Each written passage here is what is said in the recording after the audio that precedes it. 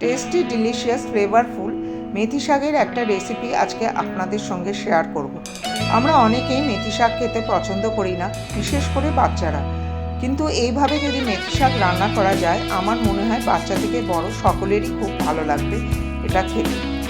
এর জন্য আমি মেথি শাক এক বাটি নিয়ে নিলাম, আর একটা গ্রাইন্ডার জারে নিয়ে নিলাম সম পরিমাণ সাদা তিল, ভেজে রাখা ছোলার ডাল যদি না থাকে ভেজে রাখা তাহলে আপনারা ভাজা বেসনও ইউজ করতে পারেন, আর নিয়ে নিলাম সম পরিমাণ ভেজে রাখা চোকলা ছাড়ানো বাদাম।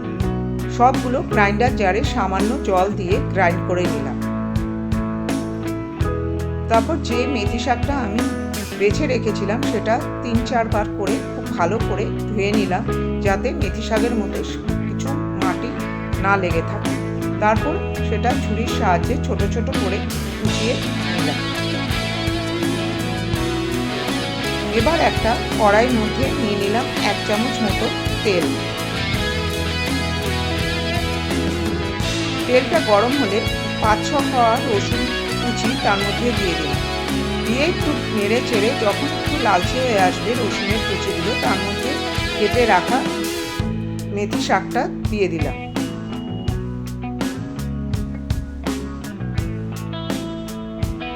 মেথি শাকটা রসুনের সঙ্গে খুব ভালো করে মিশিয়ে নিলাম, আর দিয়ে দিলাম সামান্য পরিমাণ একটু লবণ। সবগুলো খুব ভালো করে ভেজে নিলাম যতক্ষণ না মেথি শাকের জলটা শুকিয়ে যায় এবং কালারটা চেঞ্জ হয়। এবার সেটাকে একটা পাত্রের মধ্যে তুলে রাখলাম। তারপরে কড়াইয়ের মধ্যে আরও 2 চামচ মতো তেল দিয়ে দিলাম 5-6 কোয়া রসুনের কুচি। একটু ভাজা হলে তার মধ্যে একটু আদার কুচি এবং লঙ্কার কুচি দিয়ে দিলাম। সবগুলো একটু ভাজা হয়ে গেলে কুচিয়ে রাখা পেঁয়াজ তার মধ্যে দিয়ে ভালো করে ভেজে নিলাম।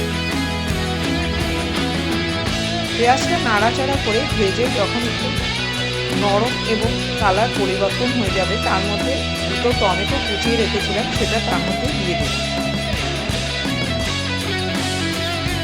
এবার কিছু বেসিক মশলা ওর মধ্যে দিয়ে দিলাম। রয়েছে হলুদ গুঁড়ো, ধনিয়ার গুঁড়ো, লঙ্কার গুঁড়ো এবং কাশ্মীরি লঙ্কার গুঁড়ো, আর স্বাদ অনুযায়ী লবণ। সবগুলো ভালো করে নেড়ে চেড়ে নিলাম, যাতে মশলাগুলো পুড়ে না যায়। তার মধ্যে সামান্য জল দিয়ে নেড়ে চেড়ে নিলাম। তারপরে একটা ঢাকনি দিয়ে ঢেকে দিলাম 5 মিনিটের জন্য। এই সময় গ্যাসের ফ্লেমটা মিডিয়াম টু লো রাখতে হবে। ঢাকনা সরিয়ে দেখলাম টমেটোটা একদম গলে গেছে। এই অবস্থায় যেই পেস্টটা আমি গ্রাইন্ড করে রেখেছিলাম সেটা তার মধ্যে দিয়ে দিলাম। গ্রাইন্ডার জার ধুয়ে সামান্য জল ওর মধ্যে দিয়ে দিলাম। সব কিছু ভালো করে মশলার সঙ্গে খুব ভালো করে মিশিয়ে নিলাম এবং কষিয়েও নিলাম। তারপর ওর মধ্যে দিয়ে দিলাম 1 চামচ মতো গরম মশলার গুঁড়ো এবং 1 মুঠো ধনেপাতার কুচি।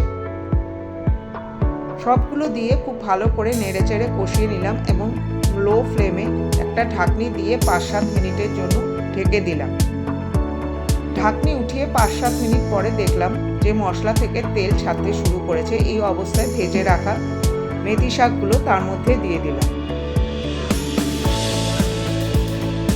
ভালো করে নেড়ে চেড়ে যতটা গ্রেভি রাখবেন সেই অনুযায়ী জল দিলাম।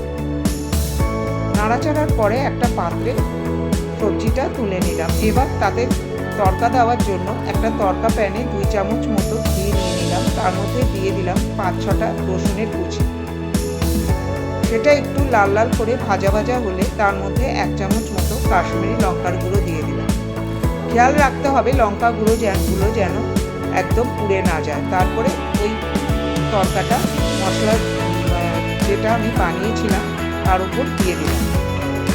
তৈরি হয়ে গেল সুন্দর ডিলিশিয়াস একটা মেথি শাকের সবজি। এটা ভাতের থেকে, রুটি দিয়ে, পরোটা দিয়ে এবং নান দিয়ে খেতে খুবই ভালো লাগে। আপনারা একবার বাড়িতে ট্রাই করবেন, বাচ্চারাও এটা খেতে খুবই পছন্দ করবেন। নতুনত্ব এই খাবারটা আশা করি আপনাদের ভালোই লাগবে। ভালো লাগলে চ্যানেলটা সাবস্ক্রাইব করার অনুরোধ রইল। দেখা হবে পরের কোনো রেসিপিতে। ততক্ষণ ভালো থাকবেন, সুস্থ থাকবেন।